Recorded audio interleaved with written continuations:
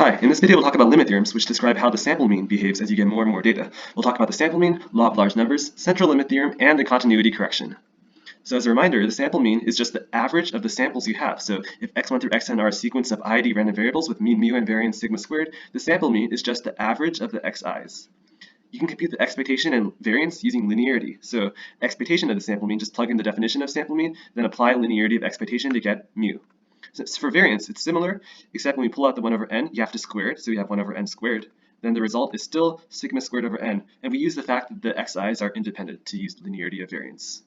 So the weak law of large numbers says that if x1 through xn are a sequence of ID random variables with mean mu, and xn bar is a sample mean, then the sample mean xn bar converges in probability to the true mean mu. So for any epsilon greater than 0, as the number of data points goes to infinity, the probability that the sample mean differs from the true mean by more than epsilon in either direction goes to 0.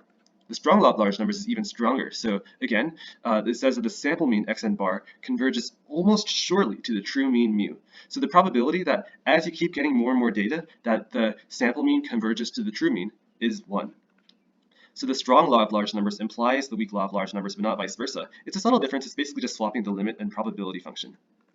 So the central limit theorem is even more astounding. So if x1 through xn are a sequence of ID random variables with mean mu and finite variance sigma squared, so we've seen that the sample mean xn bar has mean mu and variance sigma squared over n. But also as n grows to infinity, the following statements hold. So the first one is that the sample mean actually approaches a normal distribution with mean mu and variance sigma squared over n. That's incredible, that even if the xi's are not normal, the sample mean approaches a normal distribution. Similarly, if you standardize, you get a standard normal, and the sum of the xi's also approximates a normal distribution with these parameters, and you can standardize it to get a standard normal. So the mean and variance are no surprise, that just comes from linearity. The importance of the CLT is that regardless of the distribution of the xi's, the sample mean still approaches a normal distribution as n goes to infinity. And you can prove this using moment generating functions in a future video.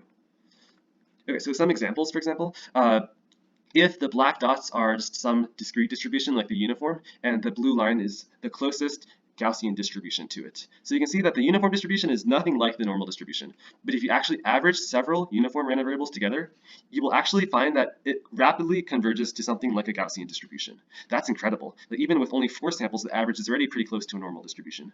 Similarly, this discrete distribution with the black dots is nothing like a normal distribution, but if you average more and more of them together, you start to approach a normal distribution. That's pretty impressive. So let's do an example. So if a fair coin is flipped independently 40 times, what's the probability of 15 to 25 heads? So first, let's compute it exactly. So x is binomial with 40 trials and probability 1/2. So the probability that x is between 15 and 25 can be written using this summation from 15 heads up to 25 heads of the probability of that number of heads, which is just 40 choose k times 1/2 to the 40th. So you get this. So since x is also the sum of 40 ID Bernoulli random variables, you can apply the central limit theorem. So how that works is first compute the expectation and variance of the sum. So that's the expectation is 20 and the variance is 10 just by the formulas for Bernoulli and multiplying it by n. So you can use that x is approximately normal with mean 20, variance 10. So the probability that x is between 15 and 25 is the probability that this normal distribution is between 15 and 25. You can standardize by subtracting the mean and dividing by the standard deviation from all sides. So you get that basically the standard normal, z, is between these two numbers. So that's the probability that the standard normal is between negative 1.58 and positive 1.58. And we've showed that this is phi of 1.58 and then minus phi of negative 1.58. And you get this number. So kind of close, but not quite. So what's wrong? So when you're computing this probability, we actually summed over 11 terms of the PDF. That's 25 minus 15 plus 1. However, the integral from 15 to 25 has width 10. So we'll always be off by 1 because the number of integers in the range from a to b inclusive is b minus a plus 1 for a and b as integers. So the continuity correction says that we should add 0.5 in each direction. So if x is between 15 and 25 as integers, then the continuous version should be between 14.5 and 25.5. And that makes sense because that's the range of numbers, real numbers, that round to integers in this range. So like 14.6, for example, actually rounds to 15. So we should include it because we wanted to include the integer 15. Okay, so again, just standardize and use a phi table to get this answer. And this is much closer to the true answer.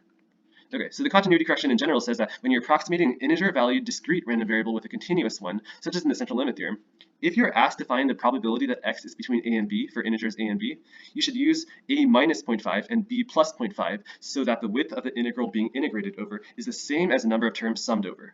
And if you're applying the CLT to sums of continuous random variables, you would not apply this. Thank you.